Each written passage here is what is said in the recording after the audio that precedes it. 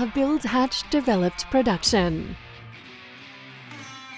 Hello, I'm Aaron Kyle and welcome to another episode of Build Hatch. On this week's episode of Build Hatch, I had the incredible opportunity to meet such a humbled builder and family man, Joel Stewart from Lime Building Group. I'd been talking to Joel for a little while and I had the opportunity to travel down and visit Kiama and the Southern Highlands of New South Wales. He took the time out of his day to take me through his Pheasant Point project, which was literally a masterpiece, 7-level home right on the beach overlooking a cliff top with the owners living upstairs on the top floor while Joel and his team are building the rest of the build below. You'll get to see and hear us talk about this project. This was a truly amazing sit down, so let's get into it. Joel from Lime Building Group, welcome to Build Hatch. Thanks for having me, mate. That's awesome okay. To be here. No, awesome spot. Now, we're recording this in Kiama, beautiful part, South Coast of New South Wales. First time here, just amazing. And you're nice enough to show me through your Pheasant Point project, which was just absolutely amazing. And we'll hear more about that shortly. But like all our guests, we always like to take it back to the very beginning, hear about a guest's history, what got them into building. So did you grow up in this beautiful part of the world? Yeah, so I grew up in Foxground, which is just down the road on a 10-acre farm with mum. And I'm the oldest of 5 children. So 5 kids. Yeah, so we pretty much run amok growing up. And dad and mum got divorced when I was 12. So pretty much the leader of the family growing up. And yeah, it was pretty cool. So 10-acre farm, 5 minutes to the beach, 5 minutes to Berry. And yeah, life was good. And would have been awesome growing up on the farm, like you said, running amok and shoes off or, motorbikes, all those sorts of things. Yeah, it was a lot of that and also hard work. Like we didn't have much growing up. So we're lucky we had a roof over our head and a farm. But yeah, we all learned how to grow veggies and work. And one of my youngest brothers, who's a stonemason now, he, used to kill all the animals and grow pigs. And yeah, it was pretty cool. And what were you like as a kid going to school? Like, were you a practical kid or looking at university? What were you sort of looking at? Oh, 100% practical. Definitely not a rocket scientist. Did year 11 and wasn't really there. I was, I went, but not, I learned how to surf in year 11. So that really captured what I was doing mostly. That was the real school? Yeah. Yeah. So what did you do? Like, were you sort of looking around for an apprenticeship or how did you get into building? Yeah, so I did year 11 and, Dad was still around even though Mum and Dad weren't together. And in near the end of year 11, you sort of start doing year 12 and I was doing a bit of labouring and Dad was doing a bit of that stuff too and got on a job site. And then, over the Christmas break, Mum and Dad spoke to the builder that I was labouring with and organised me to have an apprenticeship. So I come back from sort of Christmas holidays and thought, I'm going back to school. And they're like, no, you're not. Another year of surfing. Yeah. They're like, no, it's time. You got to get your shit sorted. So, yeah. And which I was super grateful for and started an apprenticeship with a high-end builder in Jamboree and still super good friends to today. And I always say, and I say that to my apprentices now, he turned me from a boy into a man, and a bit of a funny story. So I've worked with him before the holidays, had the holiday break, and then he's like, right, you're starting on Monday, sometime in January. And, got all ready, made my lunch the night before. And then about 9 o'clock the next morning, he's rang Mum and said, hey, where's Joel? Has he had an accident or what's he up to? And Mum's yelled out to me. And I'm like, yeah, Mum, what's happening? She's like, it's 9 o'clock. You're meant to be at fucking work. And I was like, oh, shit. And then my boss is like, man, this kid's not going to cut it. So first day, rocked up at work about 10 o'clock. And so, and then he made me work 12 months without a break. And I was like, but I get 4 weeks holiday. And he's like, no, you don't. You got to work 12 weeks or 12 months. And then you get your 4 weeks, Then you get your 4 weeks off. And that just killed me. That's a good punishment for anyone listening to this. If there's any builders out there, and that could be the rule that if an apprentice sleeps in, that's it. Holidays canned for the year. But I remember doing my time with him, and we become good mates. And I think it was in my 3rd year. I'd never been overseas, and he went on a surf trip to Samoa, and he's like, "You want to come?" And I'm like, "Yeah, for sure." So he took me overseas and So yeah, it was that whole turning boys into men. You know, he's like, if you work hard, you can go surfing or you can do this. You have to earn your stripes. I Yeah. think that's what it comes down to, that Yeah. earning your keep. Totally, yeah. So you did that apprenticeship, that carpentry apprenticeship. Did that take 3 years or 4 years? Yeah, 4 years in New South Wales. So I think I was 21 or so when I finished, and Dad was pretty stoked. He's like, you got your ticket, you know. Now what I think you should do is just save up, work really hard, and you know, live happily ever after. And then I said to Dad, oh look, I'm decided to go buy a one-way ticket and go overseas. And so, yeah, it's not really, he wasn't totally stoked. And so I bought a ticket to Indonesia, and I think I spent 6 or 7 months in you know, Bali, Indonesia, Lombok, Samoa. Just surfing. And I could surf before then, but not that well. And, you know, that I remember getting my first barrel out G-Land, and yeah, I was like, this is it. This is awesome. I'm staying here for a bit. Got lucky in one regard. I flew home the night before the Bali bomb. So Wow. that was pretty traumatic. Like I remember the flight from Bali's 9 o'clock at night, you leave 11 or 9 o'clock, you get to the airport, 11 o'clock you leave. And then I landed 7 o'clock in Sydney. And then Mum's like, hey, look what happened last night. And I was like, holy shit. So yeah, it's pretty crazy. Were you anywhere near there at the time? Yeah, well, we're in Poppies, you know, like Poppies 2. Yeah, like That's all close by. it's all there. All the boys that I was hanging out with that night, they were at the steps where we used to get drunk, and someone bought a bottle of bourbon and everyone got on it. So normally we'd be at the club by then, but they were sort of hanging out on the steps drinking. So they were all safe, which was good, Wow. but yeah, pretty heavy. So came home from Bali. Came home from Bali. Did you have any plans lined up, or was it just a temporary return home? Yeah, so I came home and then just started subbing. So subbed with my old boss, subbed for other people, bounced around, and then realistically spent the next 5 or 6 years traveling. So I'd come back, work a bit, go back to Indonesia, then went to Sri Lanka. Then I went and bought a motorhome in Africa with a group of like 3 mates. And I think we spent 7 or 8 months traveling around Africa. So started in Cape Town, travelled all the way up, turned around, travelled all the way back, surfing Jeffreys Bay, and so I really spent a fair whack in my 20s doing nothing. Well, living a bachelor life, we'll call it. Yeah. No, life was good. Some people would call it nothing, but yeah, there's plenty of things going on in that during those times. Yeah, so spent lots of different places, and so I pretty well travel, come home, and it was cool. And how did you start Lime Building Group? Like, where does the name Lime come from? So one of the builders I was working for when I was coming home, a local Kima builder, he was branded as his name, and then as he grew, I was doing, controlling job sites and controlling things. And I remember the owners kept always asking for him, saying, where is he? Because the business was named his name.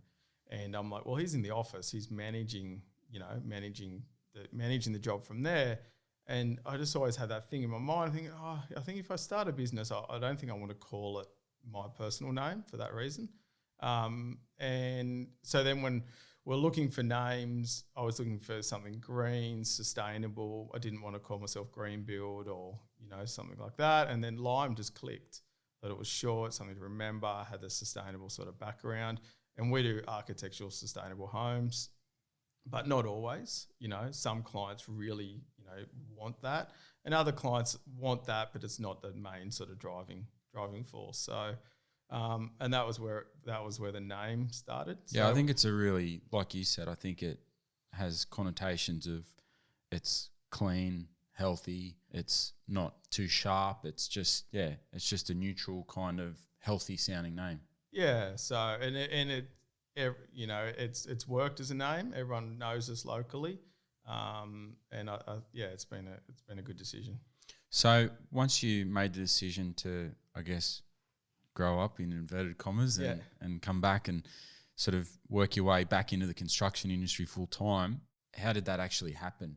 So in my late 20s, I was working with a builder, doing lots of project management. I was still going to Indonesia and still traveling a fair bit, but on shorter sort of bursts.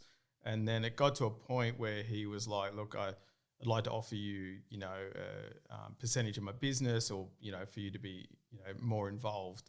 And I had that was sort of the trigger for me. And I thought about it, but it was for that builder that it was his name. And I thought, well, it's always going to be his, and it's always going to be his name. And, there was even talk of changing the name. And I just went, well, this must be my point. This must be the time to make that leap.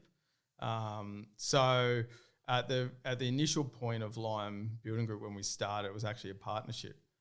So there was another friend of mine who was a builder, and we sort of worked out that we're going to be each other's competition. So originally, when we kicked off, there was two of us, and that went on. That was a great partnership, and that went on for about 7 years. And what happened? We started, and we do one job together, and we do a deck or a pergola or a renovation. And then we started growing. I think it was 2012. We did a major heritage restoration, $2 million in the Southern Highlands, and then we won the Master Builder Best Heritage Renovation for the year for New South Wales, and it was an open category. So we're up against $10 million heritage restorations, and so it was pretty major. It was a 13-bedroom, two kitchen restoration. So yeah, a big deal, and that then, as we sort of grew, and then as the business started growing, we grew into two teams. So my old business partner, myself, and we grew, and then we hit a point where it realistically was two businesses. So we're running about 20 carpenters, 5 supervisors, and we were like, look, okay, I think we're at a point now where it needs to become two businesses, which is about 3 years ago now. Which in any sort of business, when you're starting out doing decks and pergolas and building up, and then all of a sudden you're running crews and you're running things, at that point our systems were starting to fail as well. So, I think every business, maybe every 5 years or 10 years, needs a revamp. And our business was definitely at that point, not with carpentry skills or having guys that can hang doors or, do amazing fix out, but just in the systems of the business. So the last 3 years has been a really big system change for the business. So we, now use project management software and have an app and have all this, background technology, and we all laugh, but we all talk about it so strongly now to say, wow, could you imagine running a business without that? And then I think, well, we did for 7 years, it's, and I think that's just where the building game goes. And for me, that I remember at school, the only thing I ever learned about computers was save as, like you type something and you save as. And now it's like crazy, like everything's technology. Like I spend all day on the computer. But, Now, for the people listening to this, and this is my first time to Kiama, which is, as I said earlier, on the beautiful south coast of New South Wales. Now, the Southern Highlands, which is only an hour up the road, for the people that aren't familiar with the relationship, I guess, of the Southern Highlands of, say, Sydney-siders, or just what's the relationship really of the Southern Highlands for building? So they're both basically an hour and a half from Sydney, depending what part of Sydney you're at. So I'd say 10 years ago is where people went for a holiday house. Now they're doing sort of, working from there, and even more now with how the world's been changing. So lots of beautiful farms, and you could say it's quite an affluent area. There's a lot of old money in the Southern Highlands with large country estates and big beautiful homesteads. Yeah, definitely. Yeah, it's premium real estate, accessible by Sydney, and most people are building their dream. So they've lived in Sydney most of their lives, and then they're coming down, going right. And a lot of them have built a lot of homes, so they've built a lot over their time. But they're going right. We're going to retire here, sell the house in Sydney, and buy a unit in Sydney. So still keep that connection to Sydney, but they're making the switch to the Southern Highlands. So we've been in the Southern Highlands for 10 years, as well as the South Coast, and been super fortunate to have an amazing supervisor who's been up there the whole time. So we run 3 to 4 projects at any one time in the Southern Highlands, and we've made great connections with 2 or 3 architects up there, and they just keep us consistently going. We don't want to be more than one team in the Highlands. It's just, it's just a nice thing to have, as well as the South Coast. And the other thing too about the Highlands is that it has the reason it's attractive also is because of in summer it's quite a reasonably cool place. Like, you know, a day over 26 degrees Celsius is a scorcher in the Highlands, I think. So it's one of those places, beautiful fresh air, nice scenery, and excellent greenery as well. Yeah, it's not much fun in winter. We're just doing a new order of all the flenos and the hoodies and the beanies, and the boys want double insulated beanies and gloves. And Does it ever does it snow at Bowra? Just Yeah, maybe a couple of times a year, sort of thing. Oh, I think a couple of times. Yeah, maybe once a year, and it's just that annoying sleety. Yeah, not my favourite spot in winter. Snowboarding, snow. No. And well known for premier beachside houses and amazing coastal homes. And how do you get to that point? Like, you mentioned decks and pergolas. Is that it? Like, for the people listening to this, you start off doing those, and then you get bigger and bigger and bigger, and suddenly you're 7 years into the business and you're doing these. Like, how do you get to that point? Yeah, it's definitely a journey. I think the journey is a lot to do with relationships, and you know, you don't always make money on an architectural home, but you know, really being there, and it's probably something we're really proud of now. You know, every time we finish a home, we have a handover party, and all the trades come, and now all the owners are expecting that. They're like, oh, you know, that they want the journey, because this is their home that they're going. You know, they don't want it to feel like, oh, you're just coming here to, you know, just to bang it out. They're like, oh, your guys, you know, the carpenters have been on here for day one. They're really passionate. And like in Giroa, we might do 2 or 3 houses in the one street at the one time. So each owner has their own team and their own supervisor and their own crew.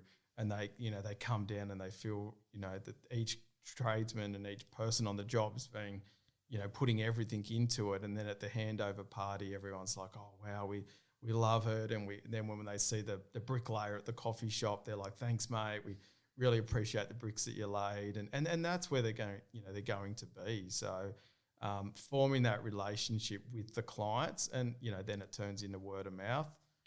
And then the same with the architect. The architect wants that journey. They don't want someone that's going to be a hassle and not deliver on time and not put the passion into their project. So then everyone just keeps talking and talking. But there's a lot that goes on behind the scenes, you know, getting the right tradesmen and making sure the job's profitable. And are you blessed for trades in this area, being in such a beautiful coastal location, accessible from Sydney? Are you blessed for trades, or are you like every other builder around the country at the moment? It's very difficult to find good trades. It's definitely not easy, but you've got to do the right thing by your trades. So we pay 7 days.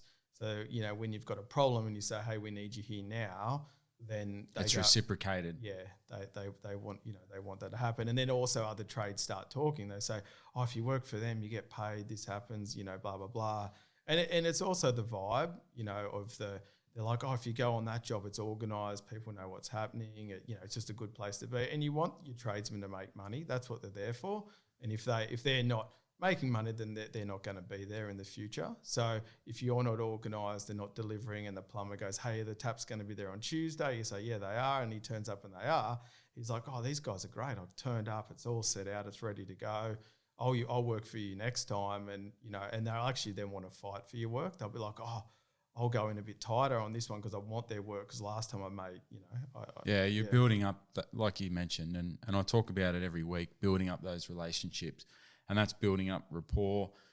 It's equally providing respect to the subby, but you're also able to command that returned respect back to you to say, well, listen, when it's on, you know. Yeah. We've paid you, we do the right thing by you.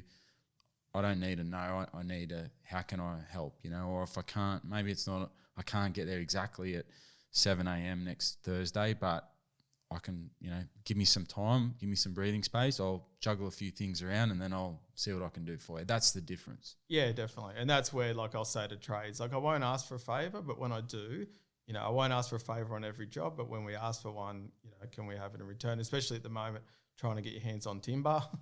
It's, like, it's interesting. And I had a truss and frame guy this week say, look, yeah, I can deliver. Then he rings me on Monday and says, look, I can't. So then I rang the other guys we work with and they said, no worries. we'll fit you in, all good. So without that, I don't know what you do at the moment. Now, you're well known for building architectural projects, and we were talking about it earlier about the Highlands. So I had Luke Fry on the show a while ago, and he's a leading architect in Melbourne doing some amazing things in similar locations, but on the Victorian coastal peninsulas. And we were having this conversation about the difference between being an architectural builder versus, a non-architectural builder, if you could work in that sort of scenario. So what are the major differences when you're working? Like, what are the things behind the scenes? Like, is it the effort, the time, the detail? Like, what goes on behind the scenes with those amazing projects that you're working on? I think a lot of it's vision. You've got to be able to see what's coming up. So you can't just sort of go, I'm on this level and I'm not looking up at the other levels. It's very hard to run an architectural business without full-time employees. So if you're trying to do the project home model of just bringing subby, you just won't do it. So you need, and as a builder and as the business grows, you can't be everywhere at one time. So you need guys out there looking, going, oh, look, I think this is going to be an issue. This is going to move ahead. I mean, we just finished a job for Ian Moore. There was 254 pages of plans and about the same specifications. And I think through all of those plans, we found 2 mistakes. So the whole time he's like, it's all there. What are you ringing me? It's all there. It's all the information's there. Yeah. You're just not looking. There's sections and details. And, similarly, we just did one for William Smart and that was the same. So you need the guys that understand that. So you need to have, an important understanding of how architectural plans work. And we're not just talking about elevations and sections and floor plans. We're talking about like specific sections on certain levels of the building. Yeah, well, the bathroom we did for William Smart, I think there was 2 carpenters in there for 3 months, setting out all the details, all the tiles, like it. And you go in there and you can't see the detail. And that's probably the big thing. Like, and the same with the Ian Moore job, they're just total minimalist. No skirtings, no architraves, but if something's not done right, you can see it a mile away. So everything needs to be set out, everything needs to be level. Yeah, everything's got to be. There's just no tolerance. What about the costing of these projects? Like when you're going to be on site for sometimes more than 2 years building these amazing projects, how do you cost projects like those? Yeah, sometimes you get lucky and you get to go cost plus, but on the same token, I don't think any client goes cost plus and says, look, I just pick a number and we just go for it. So we treat both fixed price and cost plus projects the same. We run about a 35 bucket system. So each trade, each cladding, waterproofing all gets broken down. You can get to know some square metre rates on products, which do sort of help. And then you've got to keep breaking down the bucket. So there's no such thing as like just picking a square metre rate on the whole build. You've really just got to do the time. And I always say it's one part of the business I can never give away. I can never just go, I'm going to get an estimator in, because I think the day you do that's the day you're probably going to go broke. So yeah, it's if there's any risk to a builder's business, it's that estimating and costing, isn't it? Yeah, so we're sort of lucky now, like each day the boys log in, they log what tasks they're doing. And sometimes they might be doing 3 tasks in a day. So when they do their time, they log in, the morning I did cost code this and it was framing, then I did cost code that. And it is pretty scary once you start breaking it down and go, holy shit, they spent that long on framing and that long on that. But that's the reality, and that's the beauty of having those sort of systems now. And you don't win on every bucket, but then you start to see where it is. But it also then gives you confidence when you're going in to price with an architect or an owner and they're like, oh, it's not going to cost that. Like, there's no way. And you go, well, it is. Here's the last job. We just did the cladding and it was this type of cladding and it took that long, and there it is. And they go, oh, I can't argue with that. So yeah, you're actually able to use that data to apply to your business moving forward. Yeah, and say, look, this is what that cladding cost. So look, if you can't afford it, that's fine. And some claddings might be cheap. You say, okay, well, the purchase price is X, but look how expensive the install is. But if we change it to this product, then you're going to save this amount of money. And I mean, 90% of our projects, we don't tender many jobs. Most clients come to us at the initial point. I've just bought a block of land. Can you help find me an architect? Or I've found an architect. Can you work through the pricing with us? And what we call it the triangle. So the owner, the architect and the builder. When the triangle's balanced, the project moves forward and goes ahead. When the triangle's not balanced, it's just never going to work. Yeah, look, that's a pretty simple and useful analogy, because there are multiple parties involved in these relationships involved in building, and it only takes for one of those to fall down and it just impacts the whole project in a bad way, doesn't it? Yeah, and the triangle can change as well. So the architect might be stepping aside for a moment while the engineer comes in. Yeah, so it's, he might be on the top of the triangle to start off with, and then it's just constantly evolving. Yeah, but there's 90% of the time it's always the owner and the builder, and then, okay, the interior designer's coming in now. And the reality is that you've got to keep, the owner's got a budget, no matter how big it is. And people go, wow, that house is amazing. You go, yeah, but they had a budget, different to the project home budget. Oh, look, I see it regularly, and I say, like, it doesn't matter if the project costs $6 million or $600,000. The same stresses are equally there, just on a different level. So when you go through the triangle and go through the process, you go, okay, let's change that cladding. Okay, now the project can move forward. Like, everyone wants standing seam cladding, but okay, it costs a fortune, so let's use smaller amounts of it. Let's do that. And when the triangle's working really well, then the architect goes, oh, good idea. Okay, let's pull. But if the architect's being, pig-headed and just going, we're having this, and we see it a lot where they just keep pushing and pushing, and we're like, this thing's not going to work because it's just over their budget. And then unfortunately you drive back past 6 or 12 months later and there's a project home's there, and you go, and then you run into the owner in Woolies and say, hey, what happened? And they said, look, we just got over it.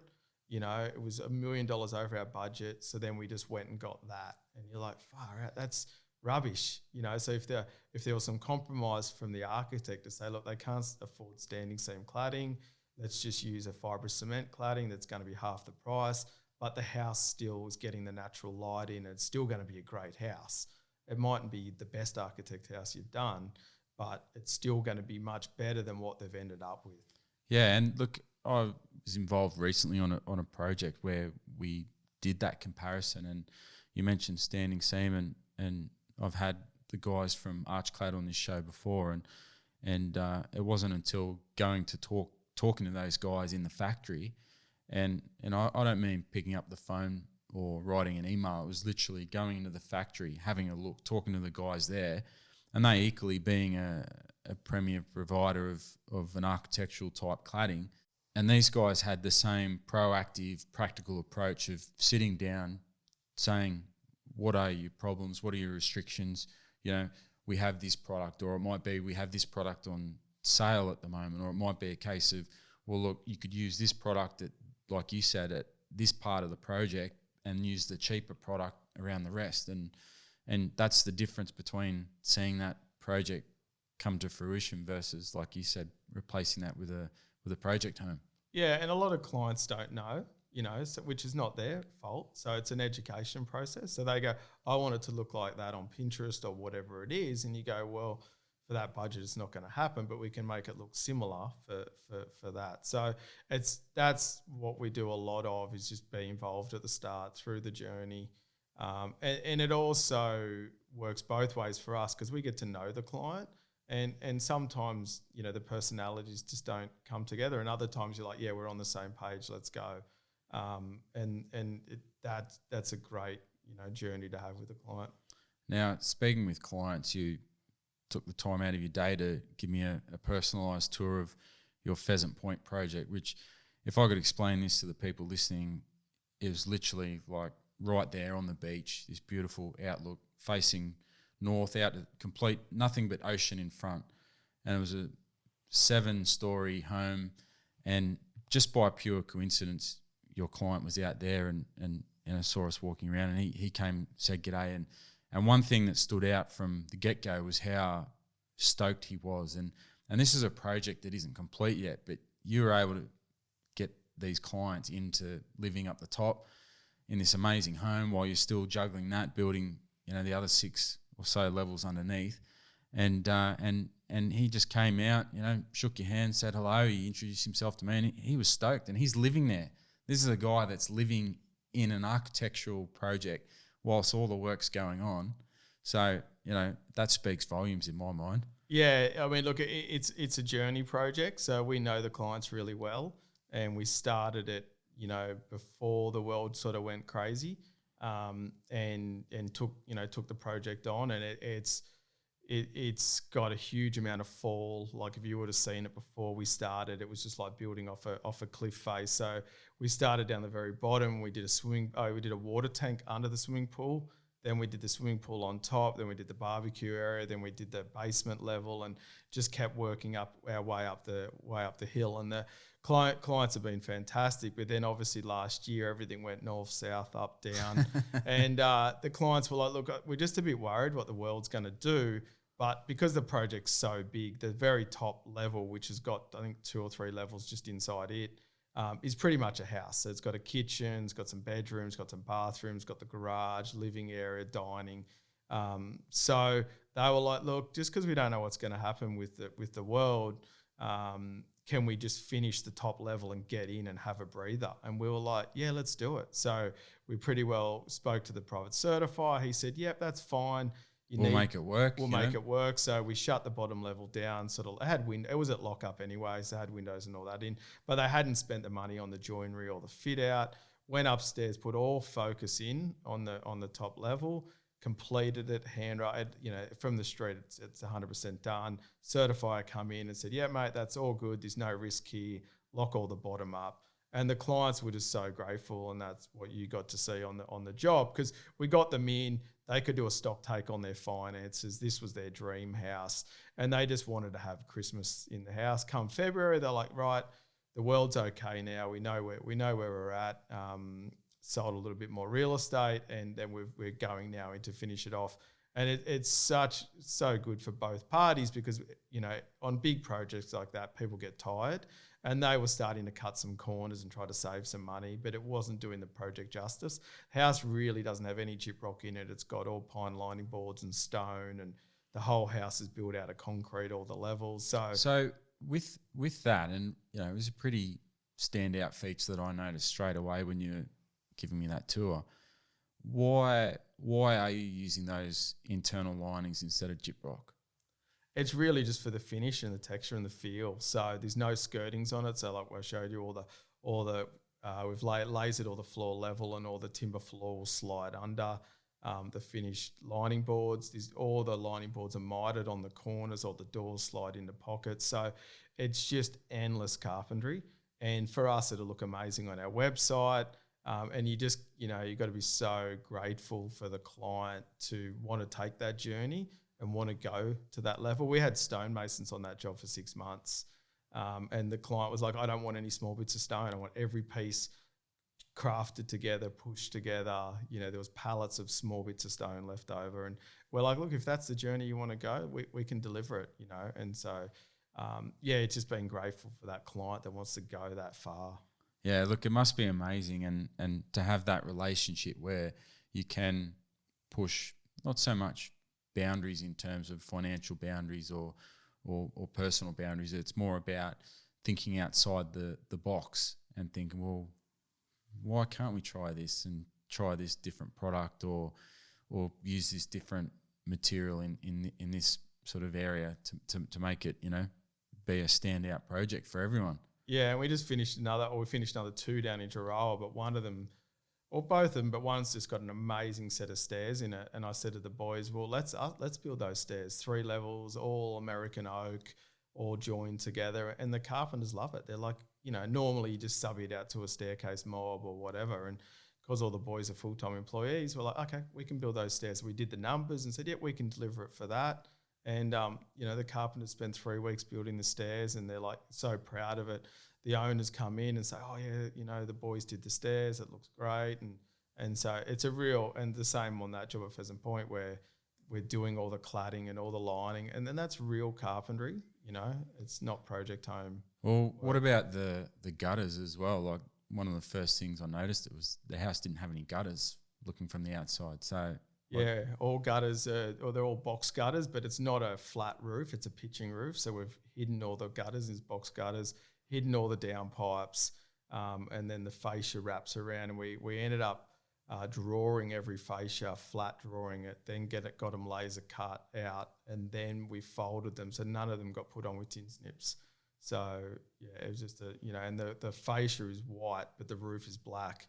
So there's a tricky little fold on the roof where they match over. So and I mean these are the differences that distinguish, I guess, what you have to step up to take on these projects.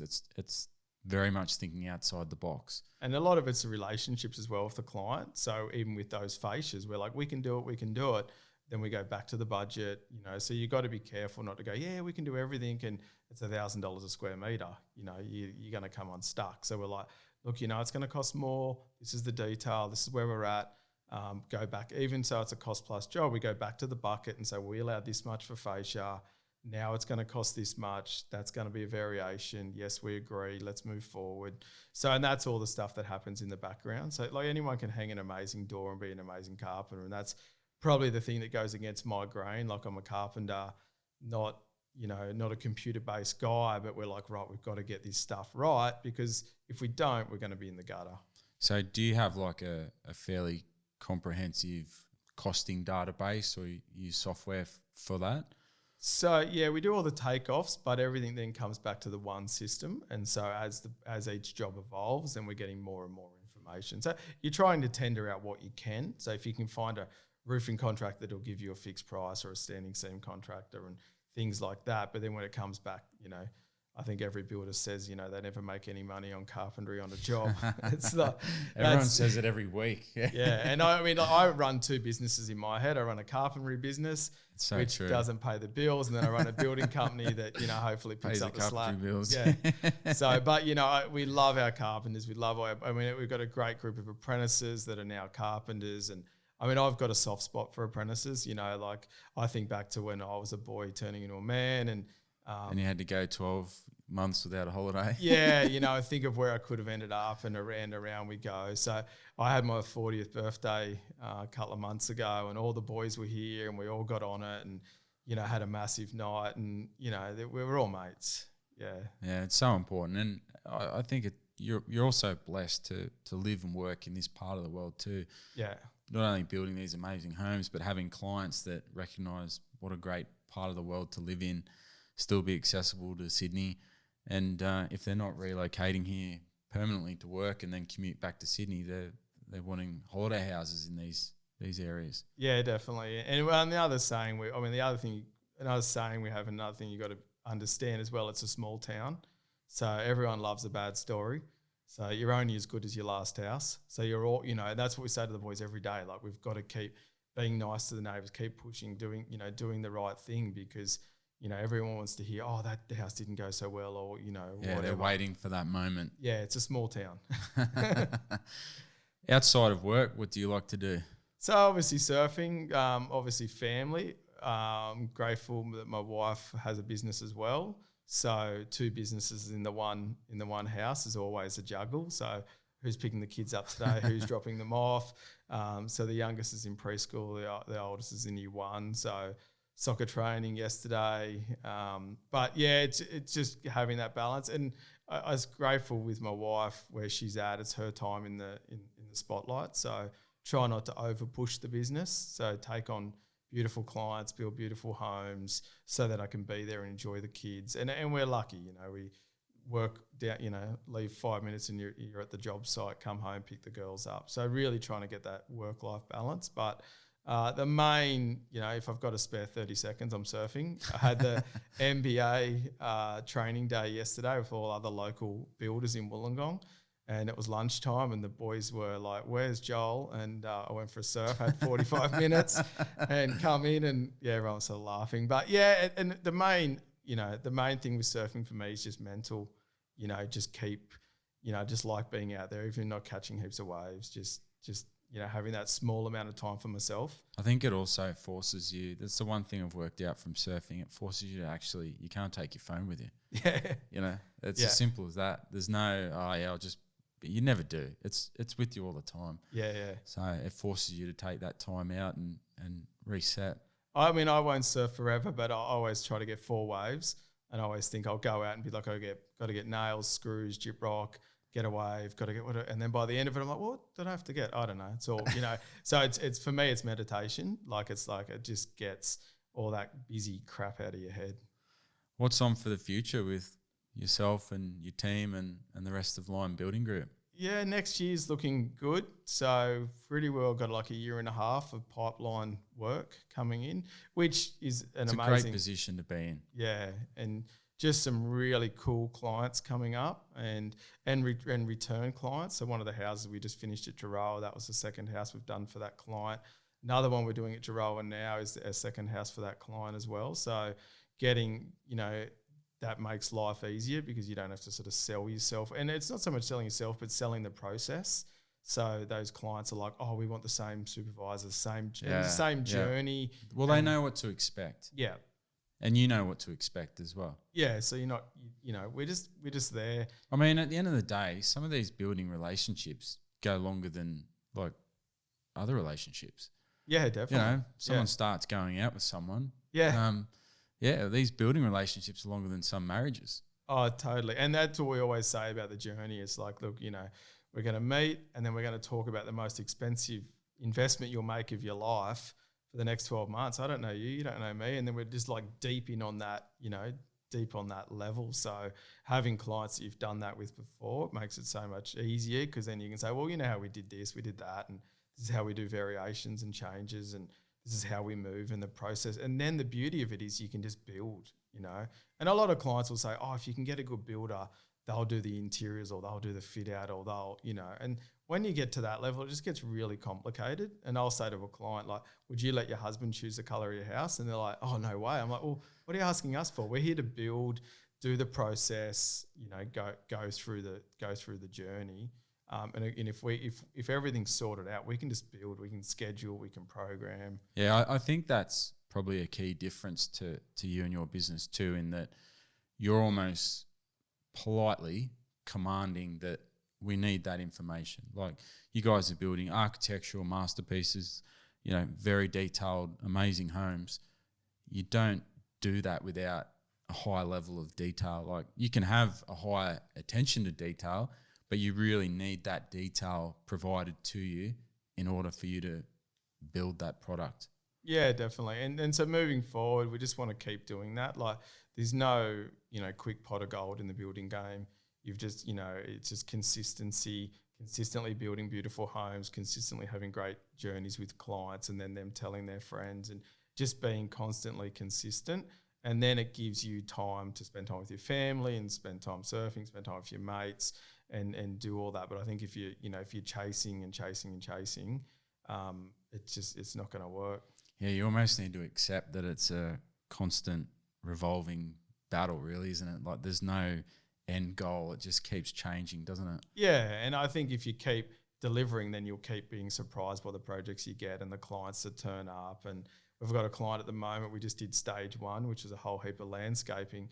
And then she was like, oh, let's have a party. Let's have the, and we're like, we haven't even built the house yet. And she goes, oh, but it'd be really nice to have everyone out. And, okay. And the boys are like, oh, she wants to have the party, And so, yeah, and it was really cool. Like we just went and did, a lot of big landscaping and moving and setting up on this project. And the house is just going to be awesome. And the boys are like, oh, it's so good. We've got the relationship with the clients now.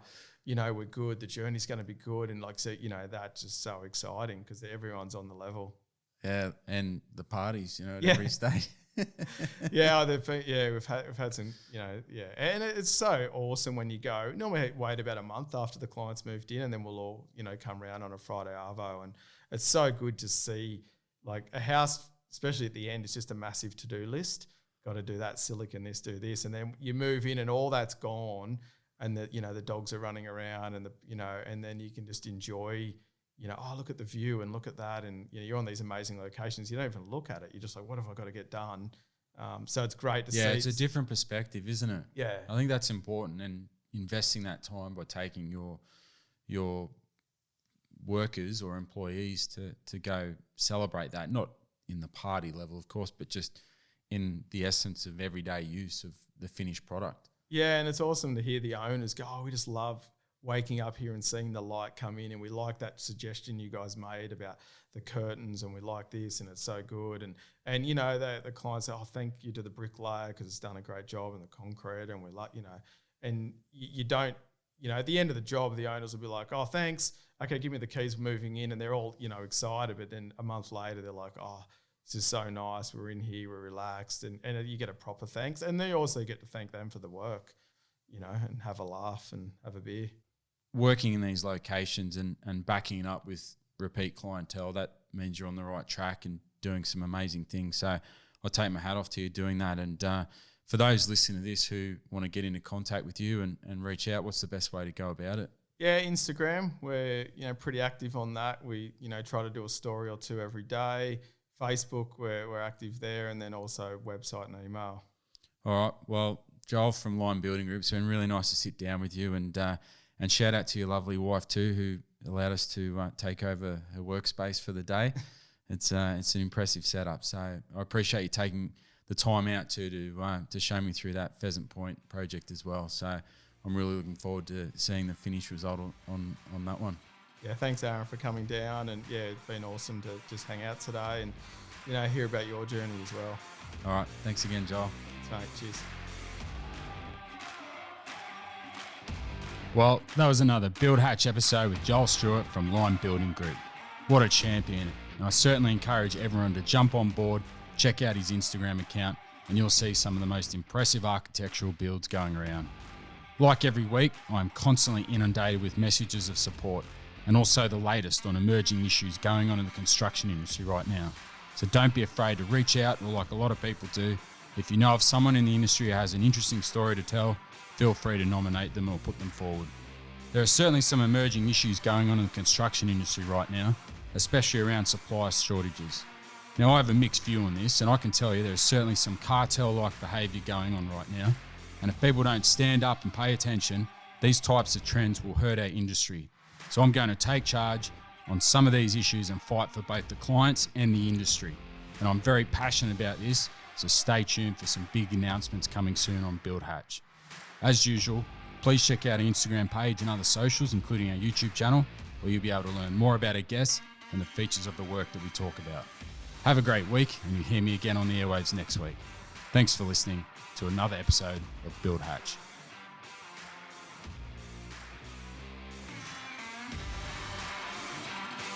You have experienced a Build Hatch developed production.